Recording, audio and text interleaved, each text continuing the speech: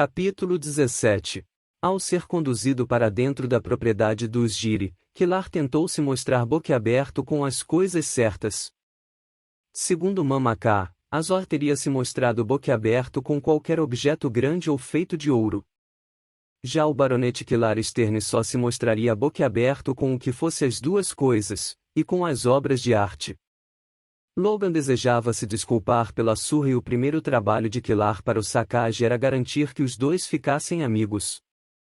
O porteiro acompanhou até outro homem, mais bem vestido. Kilar quase o cumprimentou como o Duque Giri, mas então se deu conta de que aquele devia ser o intendente. O sujeito fez atravessar um espaçoso hall de entrada com uma escadaria dupla ao redor de uma imensa estátua de mármore que representava dois homens, gêmeos, enfrentando-se em combate. Ambos viam a mesma brecha na defesa do outro e se esticavam para atacar.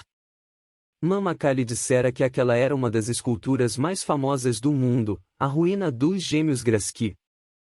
Segundo a história que ela havia contado, durante uma longa batalha, os irmãos Grasky tinham perdido cada um o fino tabardo, a única peça de roupa que os homens usavam por cima da cota de malha, responsável por identificá-los caso fossem separados de seus porta-estandartes. Embora tivessem se evitado em batalhas anteriores, os dois haviam de fato se matado. Na obra, estavam ambos nus, segurando apenas um escudo e uma espada.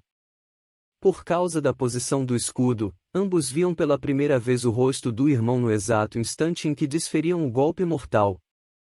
O intendente fez Kilar subir as escadas e avançar por uma das compridas alas da residência. O corredor era mais largo do que a maioria dos becos nas tocas. Os dois lados estavam abarrotados de bustos de mármore e quadros de homens falando, lutando, agarrando mulheres, de famílias se mudando, de mulheres aos prantos, de desfechos de batalhas e de monstros horríveis saindo de buracos no chão. Todos tinham pesadas molduras folheadas a ouro. A maioria era de tamanho grande.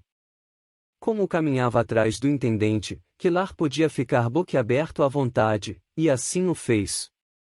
Eles então pararam em frente a uma imensa porta. O homem bateu à porta com o cetro que trazia na mão e a abriu. O cômodo era uma biblioteca com dezenas de prateleiras em fileiras ordenadas e paredes cobertas por livros e pergaminhos até uma altura de 2 andares. Milord, o baronete Kilar Sterne. Logan Giri se levantou de uma mesa sobre a qual estava aberto um pergaminho. Kilar. Eu estava mesmo terminando. Peguei este pergaminho emprestado de... esqueça. Seja bem-vindo. Obrigado por me convidar, Duque Giri. Sua propriedade é linda. A estátua dos gêmeos Grasky é de tirar o fôlego. Estava recitando o que Mamaká tinha lhe ensinado, mas agora com sinceridade. Por favor, me chame de Logan. Você é muito gentil. Gostou mesmo? O você é muito gentil entregou. Logan se esforçava tanto para ser adulto quanto Kilar. Kilar estava nervoso por ser uma farsa, mas o Duque também se sentia assim. O título era grandioso e recente demais para ele fingir de modo convincente que estava à vontade. Por isso, Kilar deu uma resposta honesta. Na verdade, achei incrível. Só preferiria que eles não estivessem nus. Logan deu uma gargalhada. Eu sei. Na maior parte do tempo não reparo mais nisso, mas de vez em quando entro pela porta e tem 2 homens nus imensos na minha casa. Por causa dos meus novos deveres, estou encontrando de novo todos os dependentes e amigos do meu pai. Na verdade é uma oportunidade para as senhoras apresentarem suas filhas e torcerem para eu me apaixonar perdidamente. Estava cumprimentando uma senhora e a filha dela, não vou citar nomes, mas são mulheres lindas e muito pudicas, muito recatadas. Eu sou bem alto, certo? As duas tiveram que levantar bastante o rosto para me encarar nos olhos, e enquanto eu estava falando, no meio de uma história, a mãe começou a dar risadinhas e a filha adotou um ar de completo fascínio. Fiquei intrigado. Teria alguma coisa nos meus cabelos, na orelha ou algo assim? Por que as duas não paravam de olhar meio de lado? Ah, não. exclamou Kilar, rindo. Olhei por cima do ombro e vi, 3 vezes maior do que o tamanho natural, foi uma genitália de mármore. Elas perceberam que eu tinha reparado que estavam olhando o tempo todo por cima do meu ombro, e percebi que era a primeira vez que a filha via um homem nu, e esqueci por completo a história que estava contando. Os dois riram juntos e Kilar ficou profundamente agradecido por Logan ter lhe proporcionado contexto suficiente para entender o que significava genitália. Será que todos os nobres falavam daquele jeito? E se, na vez seguinte, Logan chegasse ao final da história sem dar o contexto? Lord Gire apontou para um retrato pendurado na biblioteca, um homem careca, de maxilar quadrado, vestido em um estilo desconhecido.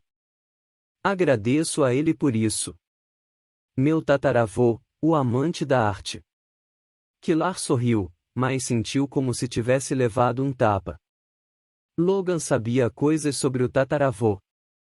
Azor nem sabia quem era o seu pai. Fez-se um silêncio e Kilar entendeu que era sua vez de preenchê-lo. Eu ouvi dizer que os gêmeos Grasky na verdade se enfrentaram em 6 batalhas. Você conhece a história deles? Indagou Logan. Poucas pessoas da sua idade conhecem. Um pouco tarde, Kilar se deu conta do risco de fingir ser amante da história para aquele rapaz que amava livros e era capaz de lê-los. Eu gosto muito de histórias antigas, respondeu. Mas os meus pais na verdade não querem que eu perca meu tempo enchendo a cabeça com histórias. Você gosta mesmo?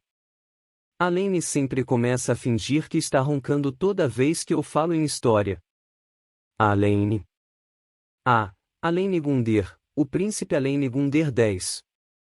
O mundo de Logan era mesmo diferente. Olhe isto aqui. Ele fez um gesto para Kilar se aproximar da mesa. Aqui, leia esta parte. Eu poderia ler com prazer, se fosse alfabetizado. Kilar sentiu um aperto no coração. Seu disfarce ainda era muito frágil. Você está parecendo meus professores, falou, descartando a sugestão com um aceno. Não quero passar uma hora lendo enquanto você fica sem fazer nada. Por que não me conta as melhores partes?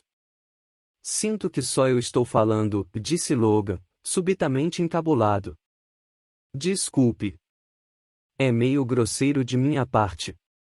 Kilar deu de ombros. Não acho que esteja sendo grosseiro.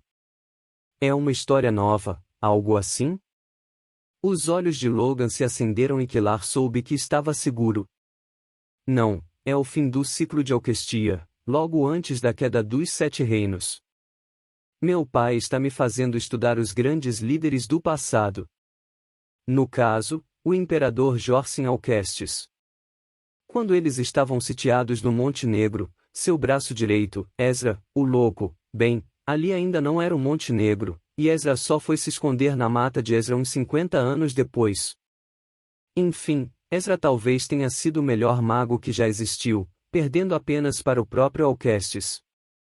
Estavam eles sitiados no que é hoje o Monte Negro, e Ezra começou a produzir as coisas mais incríveis, os martelos de guerra de Orenhazin, armadilhas de fogo e raios que até mesmo soldados sem talento conseguem usar, Kurosh, a espada do poder, Iuris, o bastão da lei, e por fim 6 artefatos mágicos chamados Kakari.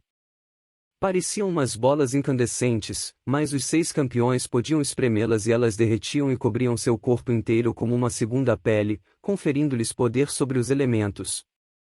Ele pigarreou e prosseguiu. Aricus da Adru ganhou uma pele de metal líquido prateado que o tornou imune às armas brancas. Corvair Blackvel virou Corvair, o vermelho, mestre do fogo.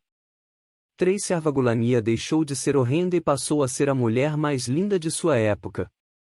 Orenhazin ganhou a terra, passou a pesar 500 quilos e transformou a própria pele em pedra. Irenaea Blochei recebeu o poder de tudo aquilo que é verde e brota. Shadmarden recebeu a água e se tornou capaz de sugar o líquido do sangue de um homem. O que sempre me deixou curioso foi que Jorsin Alquestis era um grande líder. Ele reuniu muitas pessoas de talento, várias delas difíceis e egoístas, pôs todas elas para trabalharem juntas, e deu certo. No fim, porém, ele ofendeu um de seus melhores amigos, a Caelus Thorne, e em vez de lhe dar um cacari entregou o artefato a Shadmarden, de quem nem gostava. Você conhece a Caelus Thorne? Já ouvi esse nome, respondeu Kilar. Era verdade. Às vezes as crianças das guildas se aglomeravam junto à janela de uma das tabernas quando um bardo aparecia, mas só conseguiam ouvir pedaços das histórias. A Caelus era um lutador incrível, mas chegava a ser tolo de tão nobre. Não tinha sutileza alguma. Detestava mentiras, política e magia, mas com uma espada na mão era capaz de atacar uma força inimiga sozinho se preciso fosse. Era tão maluco e tão bom que seus homens o seguiam aonde fosse. Mas ele dava grande importância à honra, e ver homens menos importantes serem orados antes dele foi uma grave ofensa, que levou a Caelus a trair Jorsin. Como o imperador pôde não ver isso? Ele deveria saber que o estava ofendendo. Qual sua opinião sobre essa história? Perguntou Kilar. Logan passou uma das mãos pelos cabelos. Deve ser alguma coisa bem sem graça. Todos estavam exaustos, famintos, sem conseguir raciocinar direito.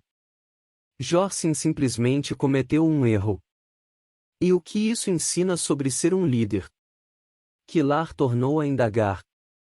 Logan fez uma cara de espanto. É importante comer legumes e verduras e dormir direito? É importante tratar bem seus subalternos, senão eles podem se virar contra você. Está me desafiando para um duelo, Baronete Sterne? Meu excelso duque, será um prazer derrotá-lo.